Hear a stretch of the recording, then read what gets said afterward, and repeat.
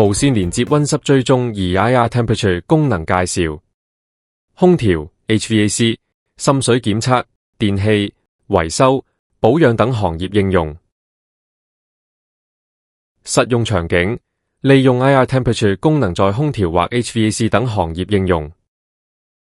開啟溫濕追蹤儀後，默認進入冷模式，自動追蹤最低溫度點，通過藍色圖標與數值顯示。屏幕只顯示探測範圍內的最低溫度點及溫度值，低溫熱像圖。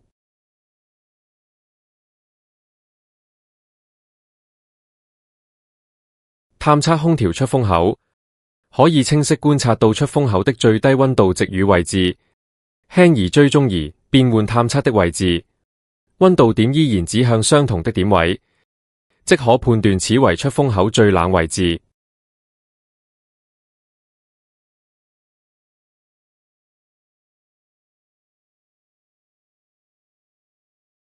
按下向上鍵一次，切換至熱模式，自動追蹤最高溫度點，通過紅色圖標與數值顯示。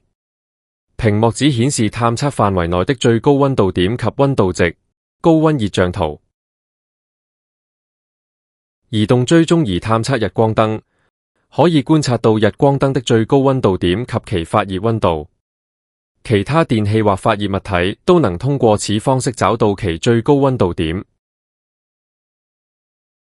再按下向上鍵一次，切換至中心點模式，顯示探測範圍內溫度差異較大位置的熱成像，屏幕中心錨點的溫度值，適合對某個點位的精準測溫。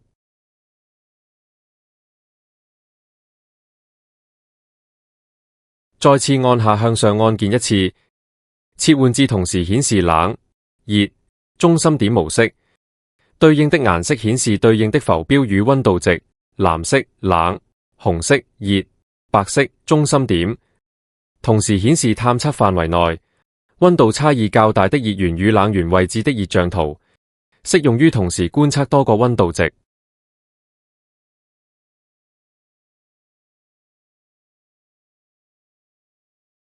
再次按下向上鍵一次，切換至緊熱成像畫面模式，此模式與上個模式同時顯示冷、熱、中心點模式的區別為無影像圖像，可見光疊加，適用於全面觀察物體溫度分布。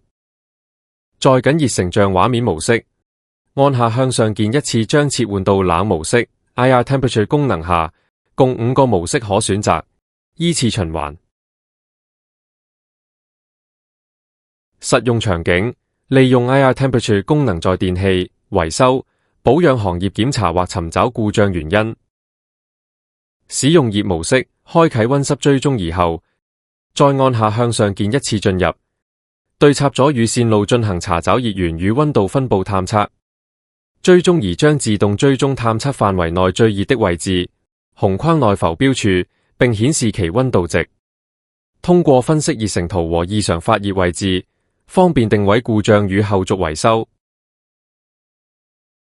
如演示的情況有可能因為連接接觸不良，在長時間使用後導致線路發熱。隨後觀察下一處接線轉角位電線盒，發現高溫聚集且溫度較高，存在安全隱患。檢測插座的溫度，通過演示可以發現火線接口附近溫度稍高，可能此插座並聯到了其他線路，或連接插座的火線老化發熱。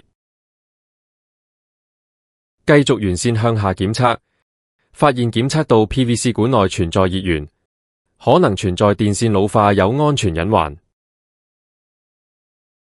接下來演示檢測負載的插座，發現電源線保險絲 fuse 處溫度較高，可能存在接觸不良或負載過重，從而導致發熱。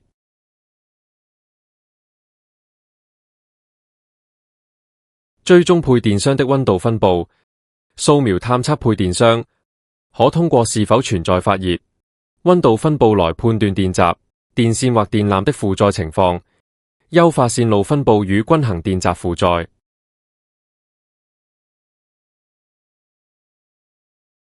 實用場景：利用 IR Temperature 功能尋找天花板的滲漏位置。使用冷模式，開啟溫濕追蹤儀默認進入，對天花板滲漏位置進行追蹤。滲水溫度必須低於天花板表面溫度。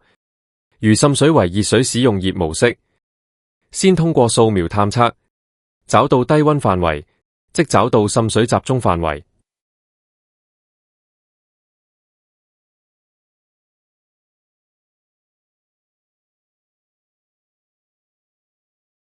定位到低溫範圍後，輕微移動追蹤儀，即變換探測範圍。當最低溫度點浮標依然指向相同的位置時，即說明最低溫度點為滲漏源頭位置。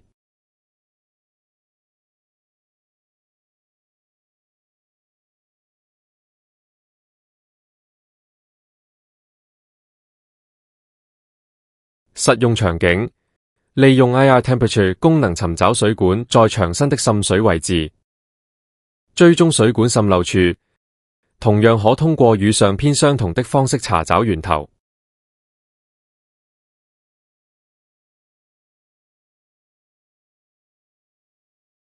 使用冷模式進行追蹤，滲水溫度必須低於水管表面溫度。